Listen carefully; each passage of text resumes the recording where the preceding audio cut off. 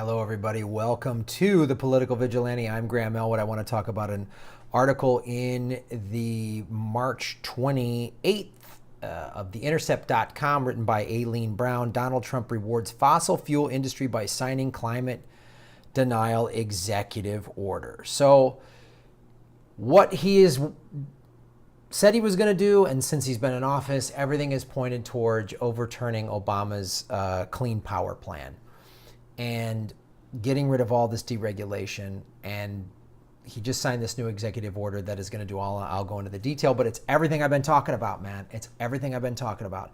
Trump is all about the fossil fuel industry and the carbon bubble. As I said in a video months ago, the carbon bubble is what is really motivating all of this, because the fossil fuel industries,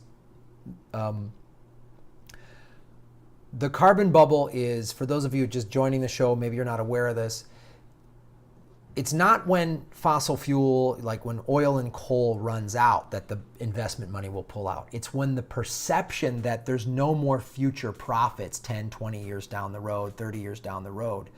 Then when it's like, oh, there's no future in this investment, then that's when all the money is going to get pulled out. And it's a huge carbon bubble. As I've talked about on this show, I talked about it on Jimmy Dore's show.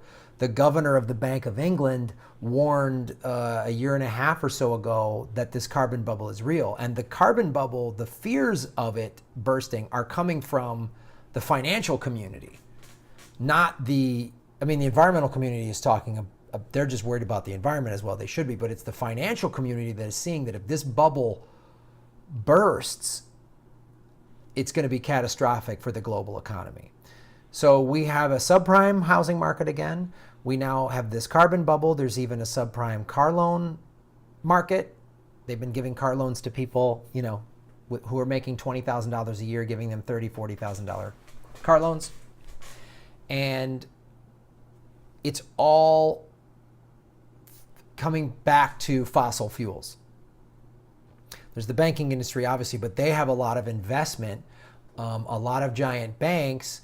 It's why all those banks have been funding the Dakota Access Pipeline. So the big banks, Wells Fargo, Bank of America, Chase, and places like that, are scared that this bubble will burst. And economists are like, we need to deflate the bubble slowly and transition, but the fossil fuel people are not, they're not going down, they're going down, they're going to fight tooth and nail. And that's what this is all about. And that's what getting behind Trump is all about. And that's why his entire cabinet is a bunch of climate change deniers. And here's the orders that are going to come out of this. So it orders the Interior Department to end a moratorium on new coal mine leasing on federal land. So if we can just get coal out of federal land, that's a big thing. Paul Ryan from Wisconsin is all pro coal, and Obama's socialist regulation won't let us get coal, and hey, you coal miners, we're going to keep your jobs going, even though it's awful for the environment. Coal miners get sick. It's awful. It directs agencies to reconsider rules limiting emissions from hydraulic fracturing, kills guidance requiring climate change to be considered in environmental reviews for infrastructure projects. So they don't even give a shit the environmental impact. Like, that's the thing that's been regulated for a long time. If you're going to build this bridge or this road or whatever, what's the environmental impact? Don't even care about it now.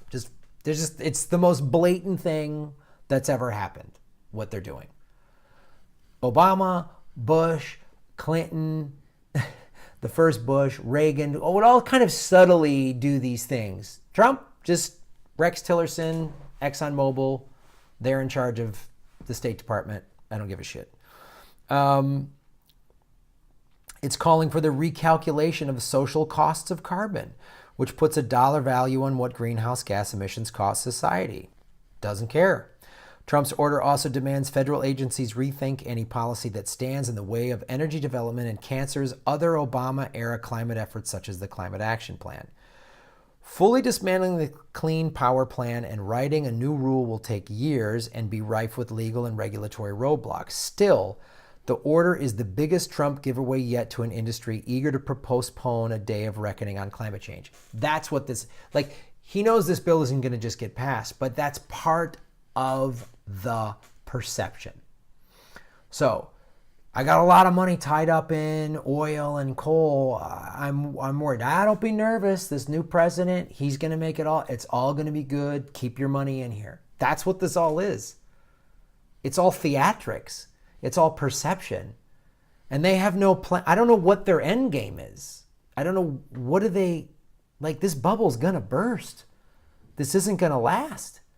And I don't know if they're just like, they want to blow the world up, or they just want to squeak out every nickel, and then they're all building rocket ships to live on a space station when this country suffocates to death. I don't know what the fuck their plan is, but it's madness. You know, as I talked about in another video, the State Department approved the Keystone Pipeline. It's he's hired all these climate change deniers. The White House budget director, this is a quote from him, Mick Mulvaney, put it, regarding the question as to climate change, I think the president was fairly straightforward. We're not spending money on that anymore. We consider that to be a waste of your money.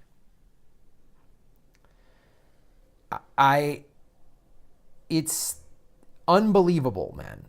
But it isn't just, the article goes into, it's not like, you know, everything was great for the environment and then Trump just came along, because it was the 1998 that Environmental Protection Agency lawyers first asserted that the agency could put limits on greenhouse gas emissions as long as it established that they harmed human health and the environment. They put that little caveat in there that was under Bill Clinton.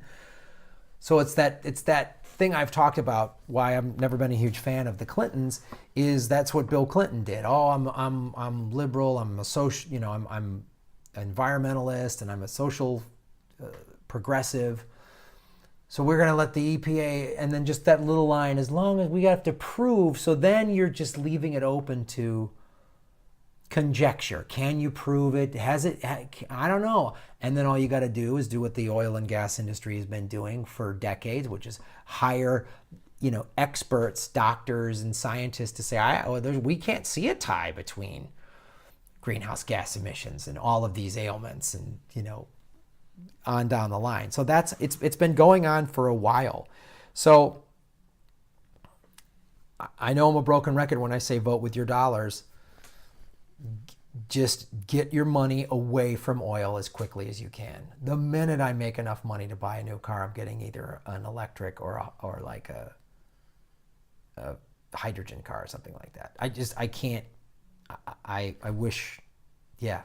I had to drive my car today, and I hate turning it on. I hate knowing I'm polluting the earth, and I hate knowing I'm giving those assholes. Like, every time I fill up with the gas, I'm like, God, you dicks.